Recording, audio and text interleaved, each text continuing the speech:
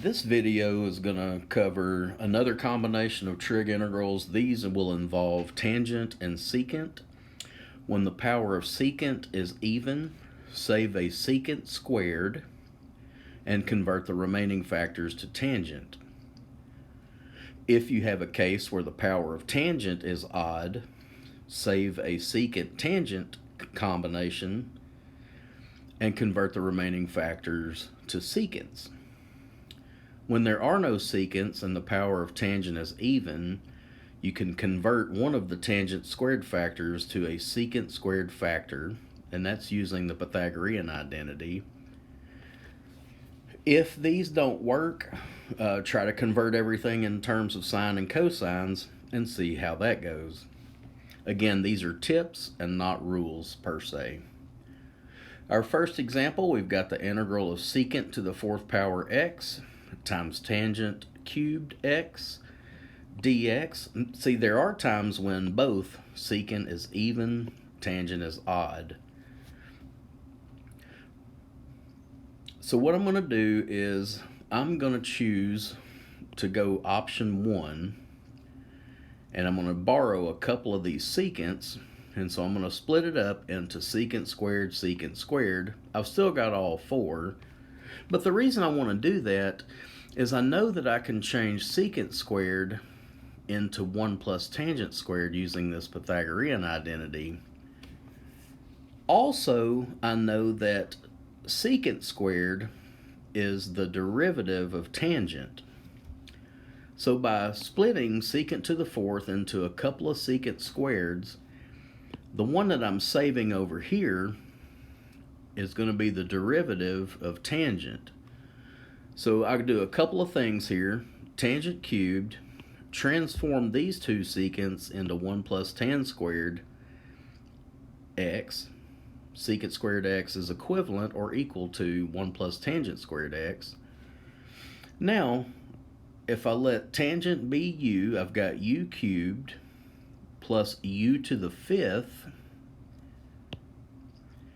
and then secant squared x I can replace with du. And it really compresses the problem down nicely. The antiderivatives will be 1/4 u to the 4th plus 1/6 u to the 6th plus our constant of integration. Because these are indefinite integrals, I'm going to replace u back with tangent. So that's 1/4 tangent to the 4th x plus 1/6 tangent to the 6th x plus c. In this problem, I'm going to rewrite this as secant x to the half power, move it up to the top, that makes it secant x to the negative half power. Tangent cubed, I'm just going to scoot it over. Now, using option 2 or suggestion 2 from the first slide, I'm going to borrow one of these. If I borrow one, that takes it down to secant negative 3/2 power. But I can split tangent cubed into tangent squared, tangent to the first. If I were to multiply the secant terms back together, negative 3/2 plus 1 gets me back to negative halves. So I borrowed 1 to put here, but you got to be careful with these exponents to make sure they still add up to the value above. And they do. Secant tangent is the derivative of secant. So I'm going to change these two tangents.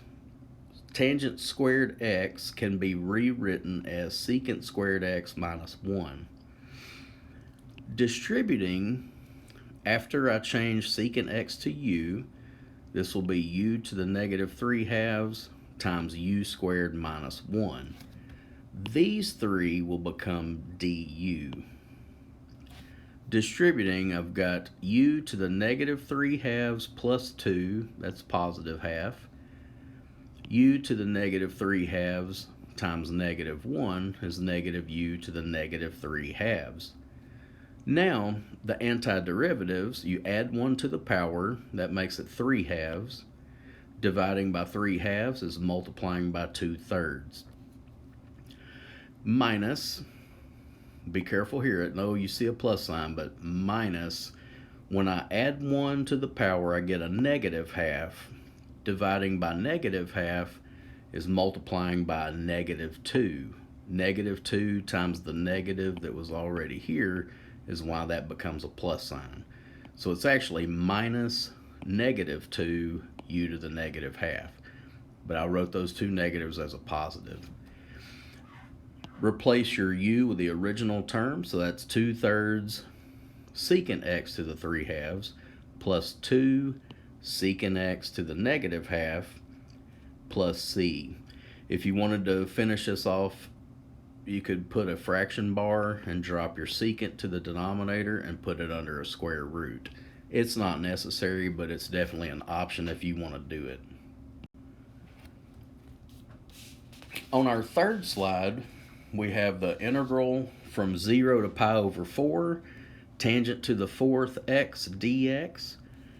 Using our Pythagorean identity, 1 plus tan squared theta is equal to secant squared theta. If you were to isolate tan squared theta, you get secant squared theta minus 1. I'm going to break tangent to the 4th up into a couple of tangent squareds. The product of these does make tangent to the 4th power. Integrating from 0 to pi over 4, I'm going to change one of these, but I'm going to hold off on the other.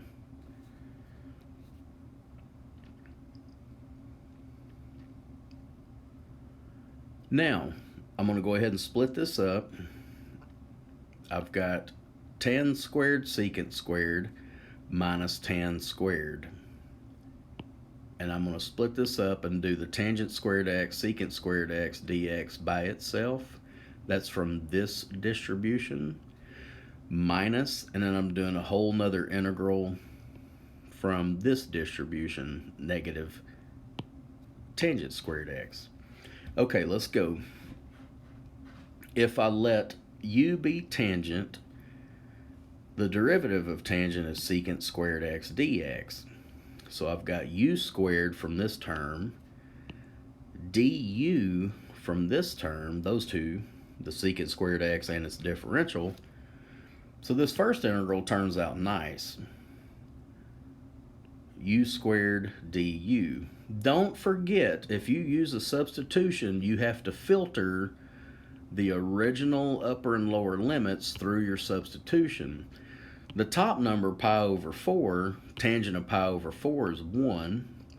The bottom limit, tangent of 0, is 0. So that's why these numbers became 1 and 0, is because I made a substitution and I don't plan to go back to the original.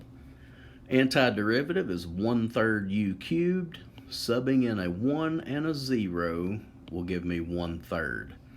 So this front half works out pretty nicely.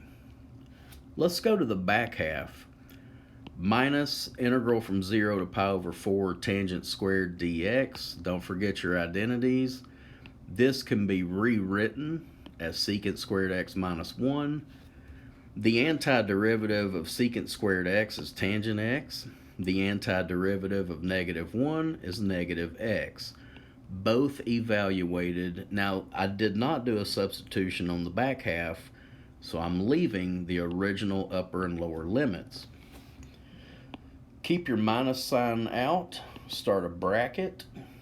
Tangent of pi over 4 minus pi over 4 minus tangent of 0 minus 0. Close your bracket. This negative goes with all that, each term. Lucky break for us, tangent of 0 is 0 minus 0. All of that is 0. Tangent of pi over 4 is 1 minus pi over 4. Distribute the negative. 1/3 minus 1, that's negative 2/3. These two negatives make a positive pi over 4, which would be your exact answer. If you approximate to 3 decimal places, it's 0.119.